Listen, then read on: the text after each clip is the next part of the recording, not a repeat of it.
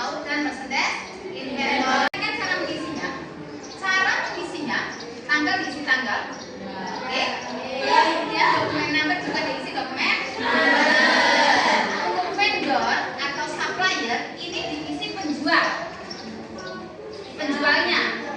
Kalau ini kan berarti PT Agus Sejahtera. PT Desa kan sebagai pembeli. Nanti vendor atau supplier di sini ini diisi nama dari penjualnya. Paham? Kemudian yang namanya jurnal kan pasti ada debit, ada kredit. Debitnya, perhatikan, debitnya karena nanti ini menggunakan metode perpetual, berarti debitnya merchandise inventory atau persediaan barang dagangan. Maksudnya apa di sini? Maksudnya di sini apabila perusahaan membeli barang dagangan, berarti barang dagangannya bertambah atau berkurang? Bertambah. Makanya ini dicatat di sisi debit. Paham? Itu kalian umpamakan kantin itu, kantinnya BB ya. BB kan kelolaan. Kalau kelolaan itu barangnya bertambah atau berkurang? Sama seperti sini. Di sini juga iya. Seharusnya BB itu membuat kayak gini. Nanti berarti barangnya bertambah. Di sini catat di sisi debit. Seharusnya kayak gitu. Nanti kalau kalian punya usaha juga harus catat seperti ini. Karena apa? Kalau walaupun nanti kalian punya perusahaan, kalian tidak bisa mencatatnya atau kalian tidak bisa membaca laporannya. Iya kan? Makanya kalian walaupun dimanapun jurusannya apapun kalian harus ngerti akuntansi itu kayak gitu. Dan jika kalian anak ngerti, nanti dicatatnya oleh atau kasber. Dokumen yang masuk ke dalam cash receipt journal berupa bukti kas masuk dan nota. Oke, kita mulai pembahasan ini adalah purchase journal. Yo terserah kalian boleh. Kantong yo boleh. Sing penting kalian itu utang. Lanjutan yang kemarin kan yang pertama sales journal, yang kedua cash receipt journal, yang ketiga sekarang purchase journal atau jurnal pembelian. Yang namanya jurnal pembelian itu adalah jurnal yang digunakan untuk mencatat transaksi pembelian secara kredit. Kalau kemarin penjualan secara kredit itu dicatat dalam sales journal. Tetapi sekarang purchase journal itu pembelian secara kredit, bukan secara tunai. Nah, ini faktor penjualan. Kalian perhatikan ini bedanya. Walaupun di sini sudah tercantum faktor penjualan, kopinya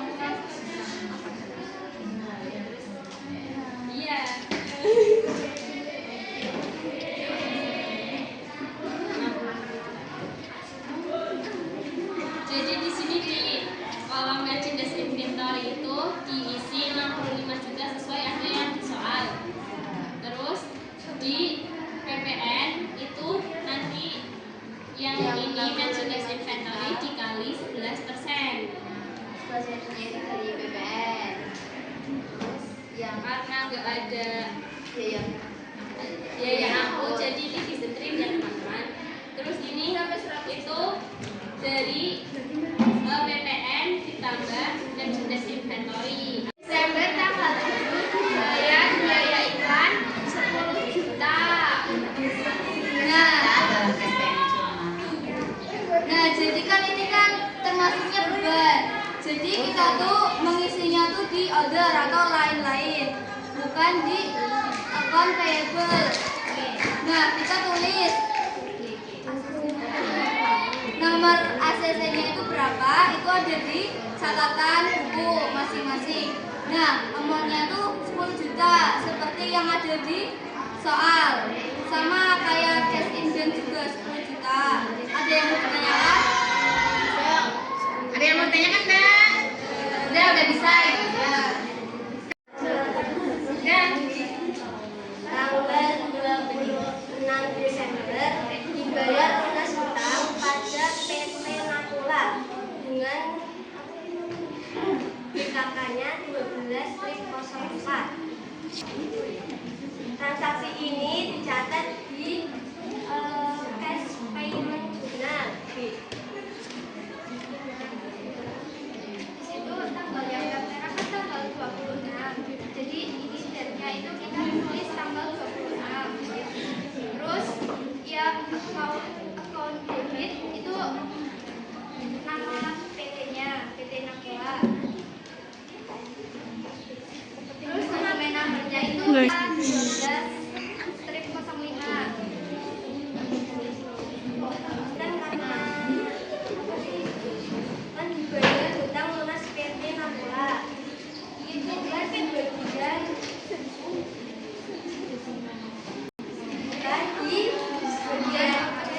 nah itu kan PT Nakula hutangnya itu 62.160. Jadi itu ditaruh di bagian account payable.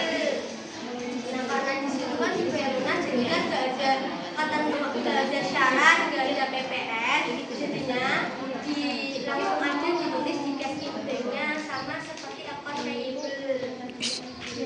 Pak, ada yang ditanyakan nggak? Sini ada yang ditanyakan nggak? Ada yang tanyakan enggak? Nah.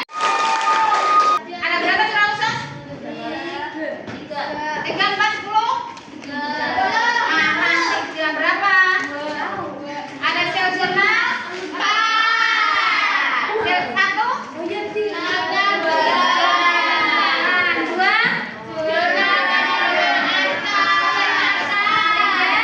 Jurnal pembelian 4. Belum tahu. Yang keempat adalah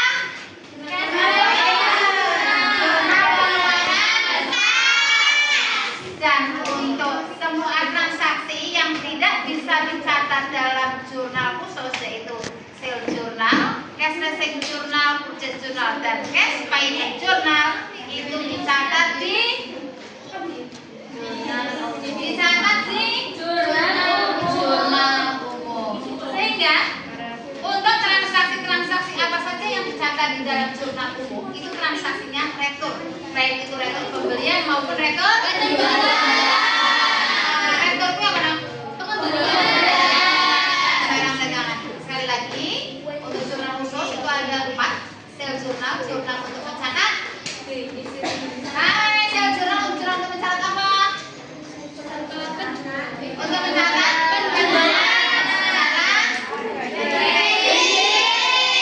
dokumen yang dicatat dalam sel jurnal berupa